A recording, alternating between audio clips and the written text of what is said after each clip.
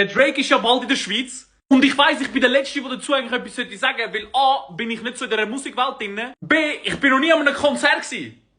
Ich meine, ich verstehe jeden Einzelnen, der an so ein grosses Event in der Schweiz möchte hingehen. Und ich selber werde bombardiert, ob ich Tickets habe. Er bietet Leute in den DMs 1700, 1800 Stutz für so ein Ticket. Aber ich schwöre, ich habe keine Tickets.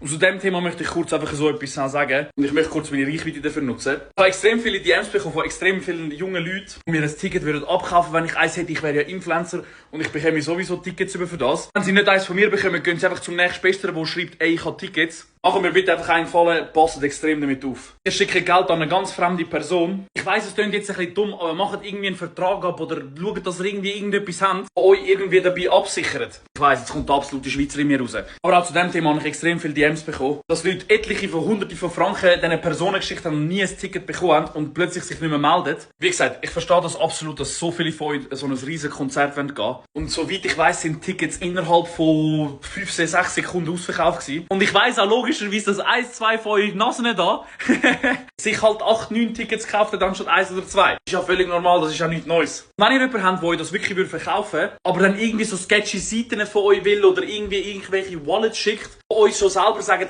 ich weiss nicht ganz so recht, dann nehmt das Ganze lieber sein, scheißegal. Passt auf euch auf und für alle die natürlich ein Ticket haben, ich gönn's euch von Herzen. Jetzt genießt euch Donnerstag, danke mal für die ganzen Follows in letzter Zeit. Mua.